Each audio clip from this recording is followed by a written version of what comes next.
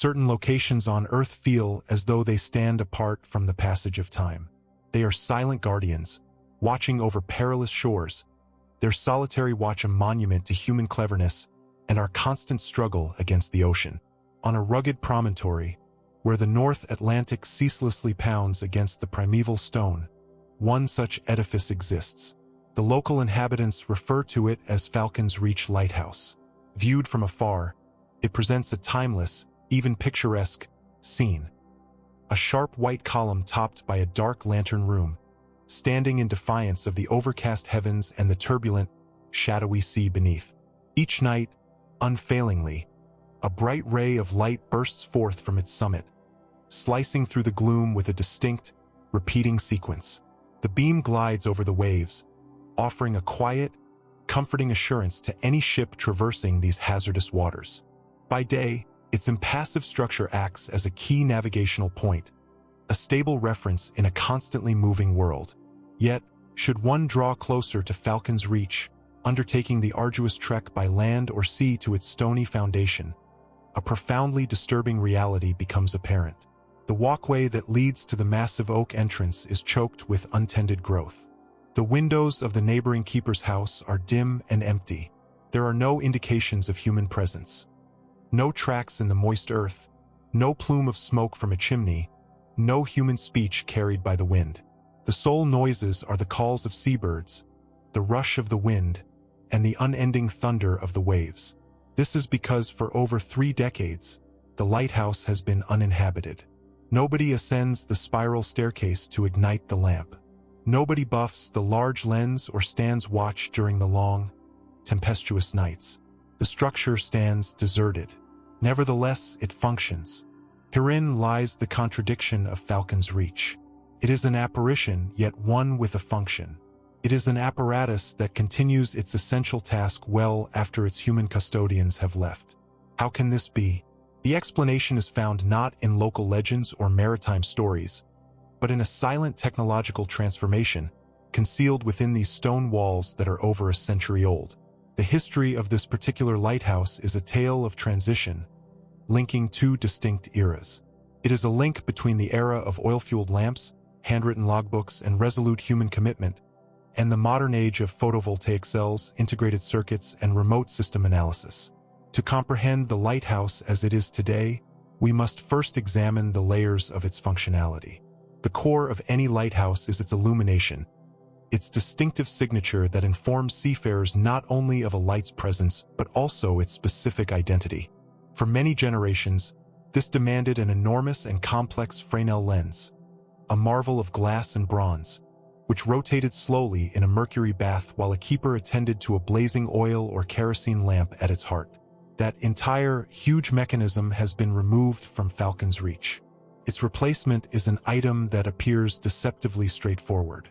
It is a contemporary, space-saving beacon composed of an array of high-power light-emitting diodes, or LEDs. This new light is significantly smaller, immensely more energy-conscious, and necessitates virtually no upkeep. It is capable of operating for 50,000 hours or more before a replacement is needed. The complex, sweeping rotation is also an element of the past. The light produces its characteristic pattern of 2 white flashes occurring every 15 seconds through exacting, computer-driven timing. The electronic system merely switches the powerful LEDs on and off in the precise, required sequence. Supplying power to this luminous light in such a remote place poses a unique problem.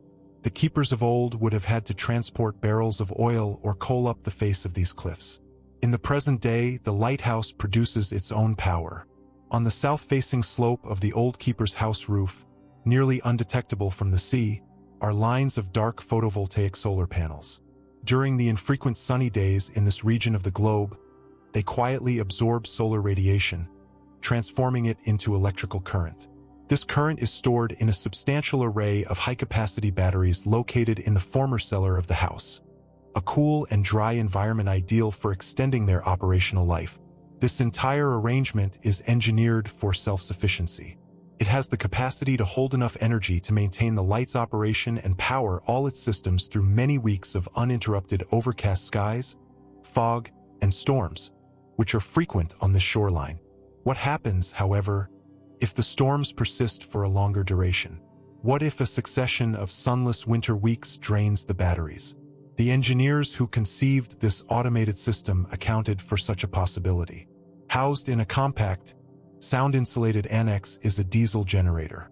It remains inactive, a dormant protector for the automated sentinel. Should the battery levels fall below a designated critical point, for instance 20%, the system automatically activates the generator. It will operate just long enough to bring the batteries back to a secure charge, and then shut itself down. Its fuel reservoir is large enough to power the lighthouse through an entire winter without any sunlight, an improbable but not unimaginable event. This tiered system of redundancy is the foundation of its reliability. The solar array is the main power source, the batteries are the secondary, and the generator serves as the final, ultimate failsafe. The light, however, represents only a portion of the system. In this area, the most significant threat to marine vessels is not consistently the darkness of night, but rather the dense, confusing fog that can move in from the ocean with no notice, shrouding the coast and cutting visibility to almost nothing. In such circumstances, a light becomes ineffective. For this, the lighthouse requires a voice, the somber, low-pitched roar of a foghorn. In previous times, a keeper would have been required to make a subjective decision to start the large compressed air engines that powered the horn. Now, that choice is made by a small, advanced sensor affixed to the exterior gallery of the lantern room. This instrument, a visibility detector, sends out a beam of infrared light across a short span and calculates the amount of light that is deflected by water vapor in the atmosphere. When the fog's density gets to a specified threshold, a command is transmitted to the central control unit. Then, the sound starts. It is not the old horn powered by air. It is a modern electronic sound device, a set of drivers that generates the same strong, low-frequency signal capable of traveling for miles across the water, a sound that has been scientifically designed to cut through the thick, sound-absorbing layer of fog. It will repeat its programmed blast of a 5-second duration every 60 seconds until the sensors confirm that the atmosphere has become clear. It operates without any human command, an indefatigable watchman that is never off-duty and has senses more accurate than any humans. This automated guardian is a triumph of contemporary engineering, a self-sufficient beacon of security. Yet, these massive stone walls contain more than just cables and circuits. They contain the reverberations of a different era, a time when the fate of mariners rested not on a computer chip, but on the steadfast commitment of the lighthouse keepers who once made this remote rock their residence. Their narrative is inscribed in the very masonry of this tower. The essence of the old lighthouse was not fuel or power, but routine. It was a rigorous, exacting, and inviolable timetable that dictated every moment of the keeper's life. To enter the keeper's cottage, even in its present deserted condition, is to sense the ghostly traces of that existence. One can almost follow the worn trail on the wooden floors from the small cooking area to the living space, and then to the heavy entrance that opens to the tower's foundation. This cottage was more than a simple dwelling. It was a complete support system for life. Each object had a designated spot and a specific use, and every bit of room was put to work. Tinned foods and non-perishable supplies were kept in a larder, sufficient to hold out for several months, a defense against the chance that supply ships might be held up by bad weather. On the exterior, in a small area of ground protected from the harshest gales, faint furrows in the ground still indicate where a resilient vegetable patch once existed, a tiny, defiant area of green in a landscape of gray stone and blue ocean. The keeper's workday started before the sun appeared, when the great light was still carrying out its nocturnal responsibility. The initial job after a quick breakfast was the climb. 138 spiraling stone stairs, a vertical trek within the tower's chilly, humid interior. Every single step had been made slick by the treading of innumerable feet.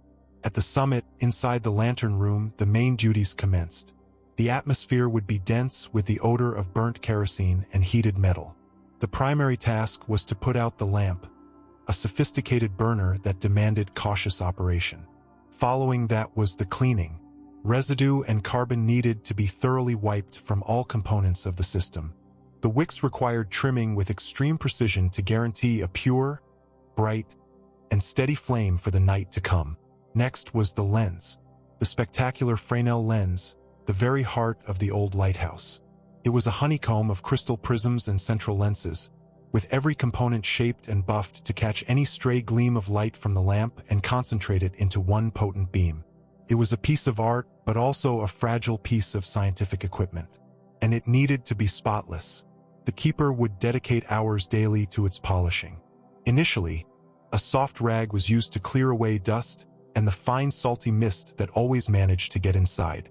Afterwards, a chamois was used to bring every glass surface to a flawless, shining state.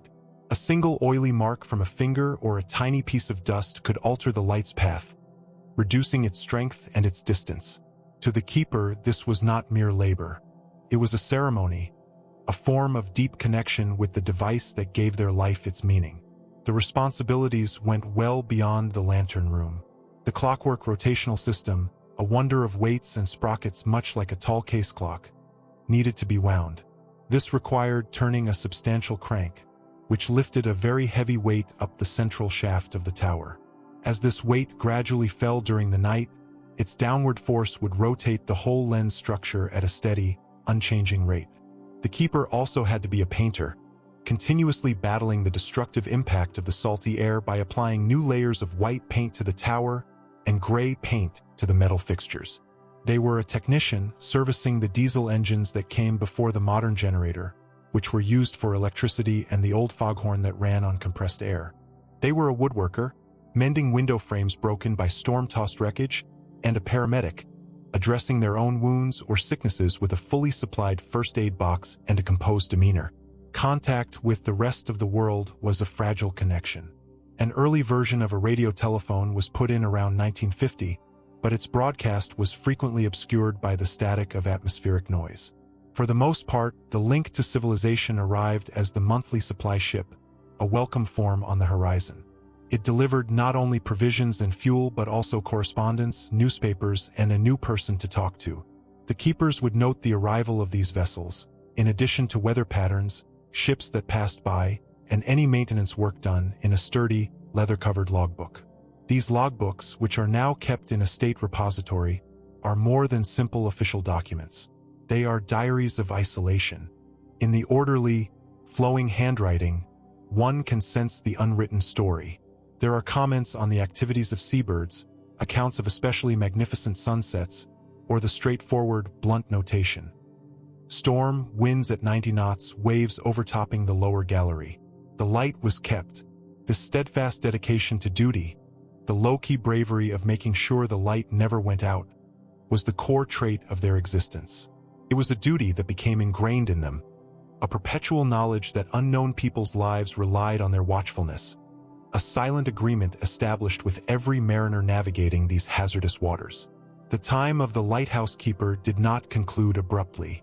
It was a gradual, creeping dusk that spanned multiple decades, starting in the latter part of the 1960s and picking up pace throughout the 70s and 80s. The motives were practical, stemming not from an urge to eliminate a distinguished line of work, but from the steady advancement of economics and technology. To have a continuous, staffed post at a remote location like Falcon's Reach was exceedingly costly. It involved wages, retirement funds, expensive and frequently hazardous supply deliveries, and the non-stop maintenance of living spaces in one of the planet's most unwelcoming settings. At the same time, technology was presenting a convincing substitute. Automated systems held the promise of enhanced dependability, reduced long-term expenses, and a degree of exactitude that even the most devoted person could not reliably achieve. The change was bound to happen. The automation procedure at Falcon's Reach was a kind of takeover, though a non-violent one. A crew of engineers and specialists came on a day of unusual calm, their vessel laden with gear that seemed foreign in the rustic environment. They carried containers of electronic components, spools of wire, solar panels, and the new, compact LED beacon. For the final keeper at the station, it must have been a strange and profoundly sad time. To see these individuals, with their technical drawings and contemporary instruments, start the deliberate, almost medical dismantling of the world he had so carefully preserved. The most poignant part was the taking out of the large Fresnel lens. It had been put together on-site piece by piece more than 100 years earlier, and it needed to be taken apart in the same way. Each substantial, curved prism was meticulously unfastened, encased in protective coverings, and carefully brought down through the center of the tower. After it was removed, the lantern room seemed vast and hollow, with the memory of a light haunting the empty area where the splendid crystal structure had once revolved. In its stead, the engineers positioned the new beacon. It was a mere fraction of the size, a sterile-looking device made of metal and plastic that appeared to be missing all the charm and legacy of its forerunner. They routed new cables down the tower, linked the solar panels on the cottage roof, and set up the battery arrays in the cellar. The old clockwork system was left where it was, a quiet, stationary tribute to a past era, its immense weight now sitting for good at the base of its shaft. The last entry in the logbook from the final keeper is notably concise. It records the weather, the date, and the hour. Then comes the simple, concluding sentence: automation complete. Light functioning. The keeper then descended the 138 steps for the final time, secured the heavy oak door after him, and left on the very boat that had brought the engineers. As the vessel moved away from the land, he would have observed the tower, his residence and his life's vocation, shrinking in the distance. And that evening, for the first time in more than a century, the light at Falcon's Reach turned on without a human touch to activate it. However, the watch over Falcon's Reach did not end. It merely changed location. It shifted from the storm-assailed rock to a tranquil, climate-managed chamber hundreds of miles away from the coast, at a central operations facility for the National Lighthouse Service. In this place, a different sort of keeper maintains the watch. This keeper is a specialist positioned before a set of computer displays. One of these screens shows a detailed diagram of the Falcon's Reach lighthouse, a virtual replica that provides a continuous flow of information. The specialist can view the precise charge of the battery array, the amount of power being produced by the solar panels, the working condition of the primary LED beacon, and the quantity of fuel left in the backup generator. They can check the data from the visibility sensor, which indicates whether the automated foghorn is in operation. Every essential system is supervised in real time, 24 hours a day, 7 days a week. This remote supervision is what truly enables the functionality of the modern unstaffed lighthouse. If a malfunction happens, a warning signal appears on the display. For example, the main beacon might not have turned on. The specialist can, with a few movements of a mouse, try to reset the system from afar. If that fails, the system has likely already switched to a smaller secondary light, making sure the station is never completely unlit. The specialist can then examine the diagnostic information to figure out the issue. Is it a defunct LED component? A malfunction in the power management unit? Using this data, they can plan and send out a repair team. The team will show up knowing exactly what the issue is and with the specific replacement components required. This removes any need for speculation and guarantees that repairs are conducted quickly and effectively. The silent, deserted tower is, in fact, in constant dialogue, transmitting its condition over many miles, a digital signal that has taken the place of the keeper's handwritten log. It is a new kind of watchfulness, less charming perhaps, but in its own manner equally as committed. In spite of the perfect remote supervision, the tangible world remains stubbornly present. Equipment can break down, buildings can deteriorate, and the unceasing attack of the North Atlantic exacts a price. Consequently, several times each year, Falcon's Reach has visitors. These are not sightseers or scholars, but a small expert repair team. Their arrival is as meticulously organized and timed as the light's own flashing sequence. They arrive in a robust utility vessel, or on days when the ocean is too rough, by helicopter, a loud, contemporary dragonfly landing on a small concrete platform constructed for this very reason. Their visit starts with the sound of a key being turned in the heavy lock of the main tower entrance. The noise reverberates in the deep quietness inside. When the door opens, it reveals not a home, but the casing for a machine. The atmosphere within is chilly, motionless, and has a distinct odor. A mix of old, moist stone, the subtle metallic scent of ozone from the electronic gear, and the constant smell of the sea. There are no personal belongings, No indications of life, just the whirring of a cooling fan somewhere in the gloom. The team's initial moves are systematic. They carry in their containers of diagnostic tools, equipment, and any needed replacement components. They are not present to reminisce. They are present to perform a job. Their task list is long. They start in the cellar, which now has the appearance of a data center. Here, they assess the condition of every single battery unit, test the soundness of the connections, and wipe away any buildup of corrosion on the terminals. They then proceed to the small separate building that contains the diesel generator. Even if it has been inactive for months, it needs to be operational. They inspect the fuel conduits, operate the engine for a brief time, and confirm that its automatic activation feature is working correctly. Back inside the keeper's former house, they do not dawdle in the vacant rooms. Their attention is on the control consoles attached to the walls, examining the cables that wind through the old building, and making sure the solar charge regulators are working at their best. The climb up the tower is a different matter from that of the former keepers.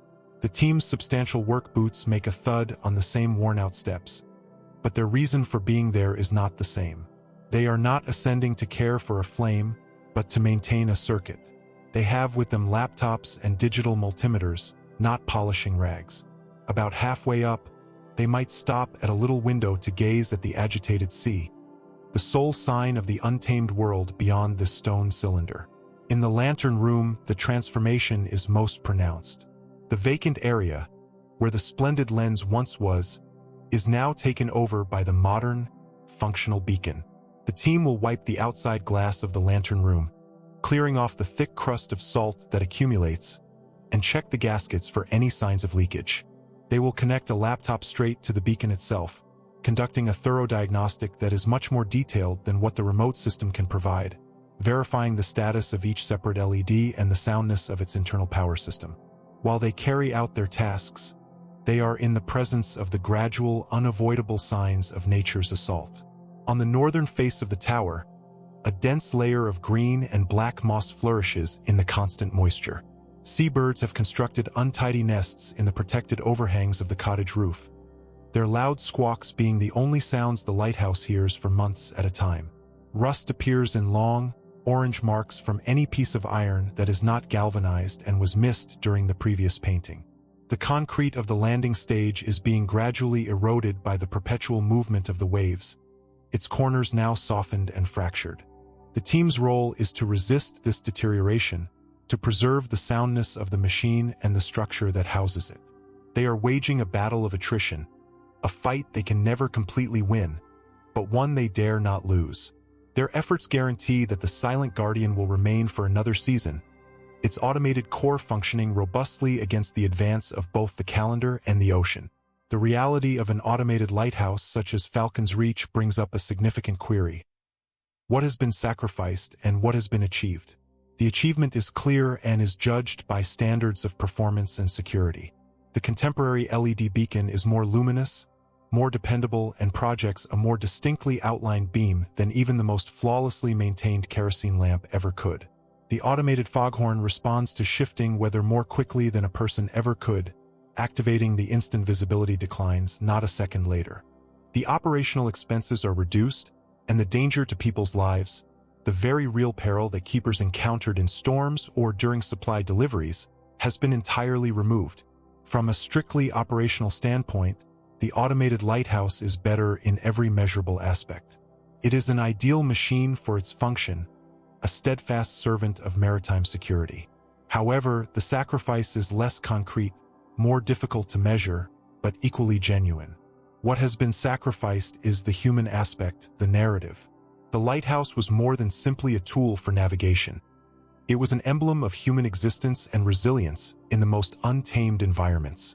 The constant, warm light from the keeper's cottage window was a signal of life, a tiny flicker of humanity pushing back against the vast, indifferent gloom of the ocean and the night. For a mariner on a storm-battered vessel, seeing the lighthouse beam was one thing, but the knowledge that a person was up there, maintaining that light for them, was another matter entirely. It was a form of fellowship, a common humanity in the presence of nature's might. That fellowship has now vanished. The light remains, but the spirit that powered it has been substituted with a circuit board. The very culture associated with lighthouses has changed. They have shifted from being functional, inhabited workplaces to historical relics. We go to them today not to observe a keeper performing their duties, but to view a museum display, a non-functional memorial to a past way of living. The Fresnel lens from Falcon's Reach, for instance, was not discarded. It was meticulously restored and is now the main attraction in a maritime museum 200 miles farther down the coast. It is displayed without moving, under gentle illumination, behind a velvet barrier. Visitors admire its complex elegance, the pure artistry of its creation, and they are amazed by it. But it is a gem taken from its setting. It no longer collects and directs a real flame. It is an item for quiet reflection, its original function relegated to the past. The accounts of the keepers, their isolation, their bravery, their daily work, are now the material of books and films, stories of a bygone world. This change mirrors a larger transformation in our connection to the sea. The period of sailing ships and early steam engines was a time of close, often harsh familiarity with the sea. Seafarers stayed close to the shores, their navigation reliant on visible landmarks, depth measurements, and lights. The lighthouse was an essential point in this network, a definite point of sureness in a world of uncertainties. In contrast, a modern supertanker or container vessel navigates not by peering out of a window, but by viewing a screen. Its location is pinpointed to within a few feet by a network of satellites orbiting thousands of miles above the planet. The Global Positioning System, also known as GPS, has emerged as the main instrument for navigation. Its quiet, unseen signals offer a degree of precision and dependability that makes visual aids like lighthouses appear almost outdated. So, why does Falcon's Reach continue to operate? Why do we persist in maintaining these automated guardians across the globe when a more sophisticated technology is available? The rationale is redundancy. The sea continues to be a hazardous and erratic environment, and technology, regardless of its level of advancement, is subject to failure. GPS signals can be interrupted, whether by solar activity, system breakdown, or even intentional jamming. In such a case, when the digital displays fail, the mariners will again peer out of the ship's bridge window, scanning for a landmark, a recognizable shoreline, a light. And at that juncture, the steady, repeating flash of Falcon's Reach becomes, once more, the most vital thing in existence. It serves as the ultimate failsafe, the analog backup in a digital era. It stands as a quiet testament that despite all our technological skill, we ought never to put all our confidence in one vulnerable system. It is a belt and braces philosophy toward safety, a principle acquired through centuries of difficult experience on the water. The deserted tower is not outmoded. It is merely biding its time, a steadfast guardian, prepared for the moment it is most required.